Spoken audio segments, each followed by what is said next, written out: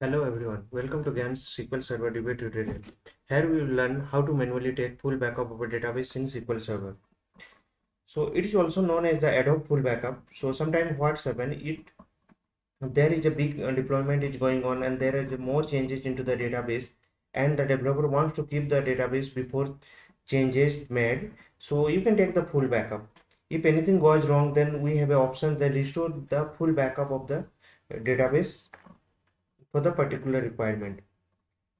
For all full backup, you can do that from two methods using SQL Server Management Studio graphical user interface, and second is with the T Sql Script.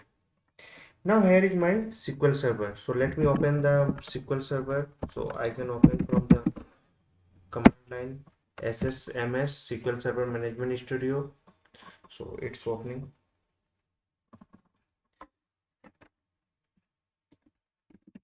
Let me log in. So in the first part, we are using the SSMS to take the database backup. This is my databases. So my request to take full backup of my DVD rental database. Right click on database.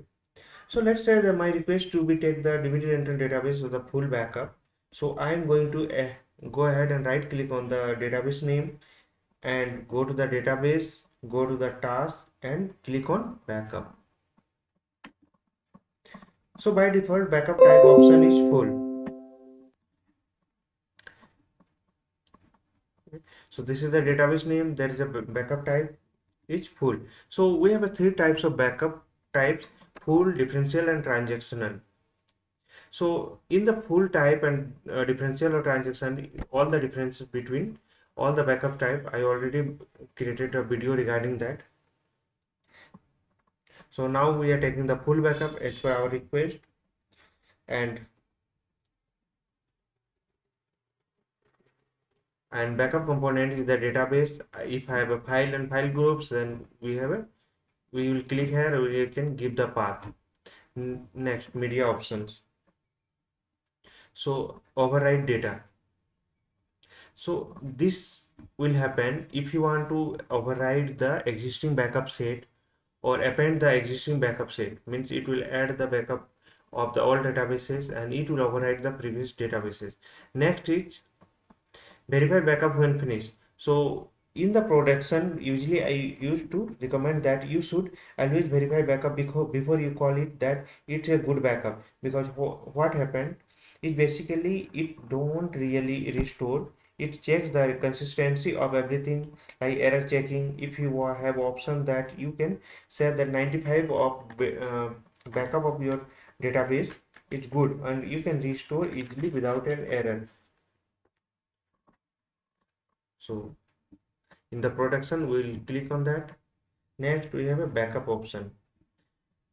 So we can give the backup of name of the backup set, description, why we are taking the backup, like we can give the description. And if you set the expiry date, means after 2 days or 3 days, it will expire after 2 or 3 days, it won't be restored. If you are giving your database backup to anyone that you should use the immediate way and he can't be able to use in the next after 3 days, so you can put it into 3.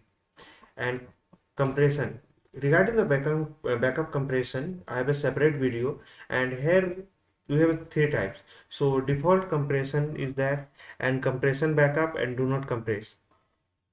So compress means it will just compress the backup, and default compress, it will compress around to 20 to 30% approx, and compress backup, it will compress approx 40 to 60%, and do not compress, it will give the full size.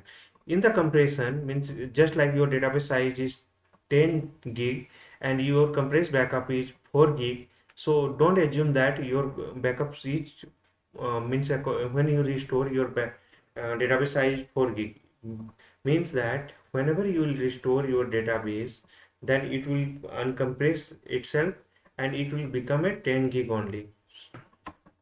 So I'm going through the default setting, I'm going to general, and this is the destination. So backup 2, there is a two types of that. One is disk and second one is URL. So if you have a Azure's any storage location, any other location, like what the allow it will allow, so you can go through the URLs also, just like that. So if you are clicking the URL, then SQL credential this is asking, and Azure storage container. So I have to provide the all the thing, then only URL will save the backup. Now we can go through the disk, and this is the backup path.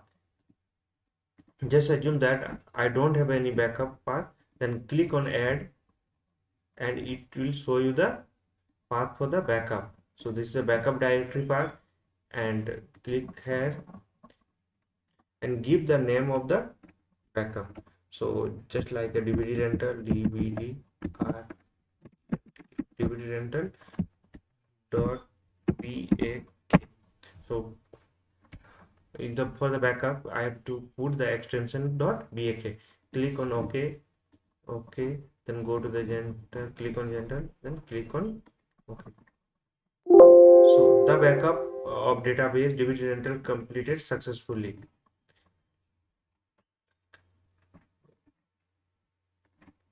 So using the SQL Server Management Studio, we did the backup. So let me verify the backup. This is the path. So see, DVD rental database is backup successfully in the backup path.